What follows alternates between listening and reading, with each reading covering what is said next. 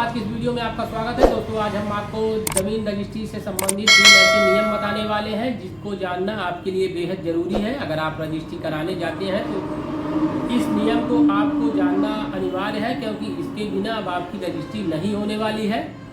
दोस्तों पहले क्या होता था, आपने अक्सर देखा होगा, आपको ज़मीन लेना है तो आप तहसील गए रजिस्ट्री कराने के लिए। वहाँ आपके वकील के द्वारा, आपके अधिवक्ता के द्वारा एक ऑनलाइन एप्लीकेशन कराया जाता था और इसके बाद आपको रजिस्ट्रार के सामने पेश किया जाता था। अब रजिस्ट्रार के बाद जब आपको पेश किया जाता था तो रजिस्ट्रार के द्वारा वहाँ पे बेचने वाले से ये पूछा जाता था कि क्या भैया आपने पैसा पाया।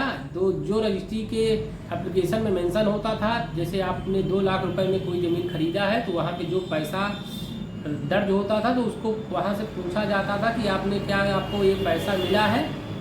तो उनके द्वारा सहमति दी जाती थी, हाँ हमको मिल गया है, इतना बस इतना कह देने से आपकी रजिस्ट्री हो जाती थी। तो जबकि ये अब नियम बिल्कुल भी बदल दिया गया है। अब आपको ऐसा नहीं कहना है या करना है। अब जो पहला नियम, नया नियम है, आपको ये जान लीजिए। अगर आप रजिस्ट्री कराने जाते हैं एप्लीकेशन के बाद जब आपको रजिस्ट्रार के पास पेश किया जाता है, आप जब क्रेता और विक्रेता जब दोनों वहाँ पे पहुँचेंगे, जब रजिस्ट्रार के द्वारा ये प्रश्न किया जाएगा कि क्या आपको पैसा मिला है, तो आपको हाँ में जवाब सहमति तो देना ही है, बट जो सबसे ज़रूरी चीज़ है आपको उसका प्रूफ भी देना है। जी हाँ दोस्तों, आपको वहाँ पे एक साक्ष्य प्रस्तुत करना होगा। जैसे अगर आपके खाते में पैसा गया है तो आपको एक अपने पासबुक को प्रिंट करा के लगा सकते हैं। आपने चेक से पैसा लिया है तो भी आप बैंक का स्टेटमेंट या पासबुक पर प्रिंट लगा सकते हैं। इस तरीके से आपको वहाँ चेक या स्टेटमेंट या तो पासबुक मेंशन करना होगा। तो ये जो नियम है दोस्तों, अब आपको जान लेना चाहिए, क्योंकि अब आप इसके बिना रजिस्ट्री नहीं करा पाएंगे। जो दूसरा नियम है वो सबसे यहाँ पे आपको जानना होगा कि जैसे क्या पहले क्या होता था कि आप कैश कितना भी पैसा दे दीजिए, 2 लाख 4 लाख, तो अब ऐसा बिल्कुल भी नहीं है। आपको दूसरे नए नियम के तहत मात्र 20,000 रुपये ही कैश देना है। आपकी रजिस्ट्री जो वैलिड रजिस्ट्री आपको कराना है तो आपको उसमें केवल 20,000 रुपये ही वैलिड कैश आपको देना होगा।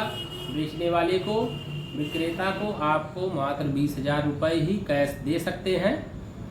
इसके बाद आपको पूरी पेमेंट या अकाउंट में या चेक के द्वारा ही करना है, और जो कि एक प्रूफ साक्ष्य के साथ होनी है। जो कि अभी तक दोस्तों क्या होता था, मामला इतना बढ़ गया है, फर्जी चेक का मामला, फर्जी, क्योंकि पहले क्या होता है ताकि जैसे आपने उनको चेक दे दिया, चेक उसमें रजिस्ट्री में दिखा दिया, बट आपने उनको पैसा कैश में दे दिया है, तो कल को वो आपके ऊपर केस कर देते थे कि ये मेरा चेक कैश ही नहीं हुआ है।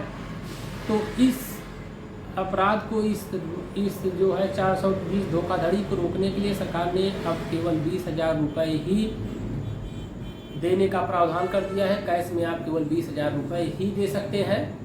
और जो तीसरा नियम है दोस्तों, ये बहुत ही अहम नियम होने वाला है।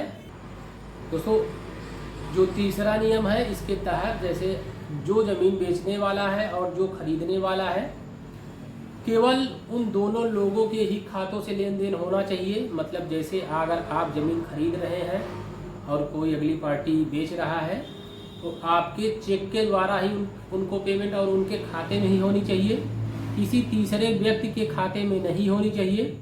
अब क्या है, इसमें समस्या लोगों को क्या हो रही है, जैसे मान लीजिए आप ज़मीन खरीद रहे हैं और पेमेंट आप अपनी ज़मीन जो है अपनी पत्नी के नाम कराना चाहते हैं और पेमेंट आप खुद से करना चाहते हैं, तो ऐसी स्थिति में भी ये आपको नियम फॉलो करना है।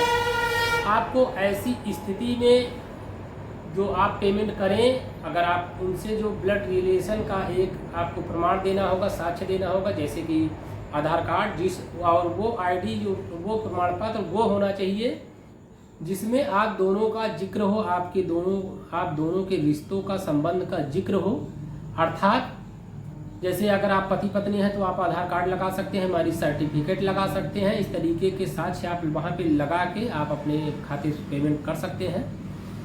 दोस्तों अगर हमारा वीडियो आपको अच्छा लगा हो तो हमारे चैनल को सब्सक्राइब करके बेल आइकन को जरूर दबा लें, ताकि जो लेटेस्ट वीडियो की नोटिफिकेशन है आपको मिलती रहे। धन्यवाद।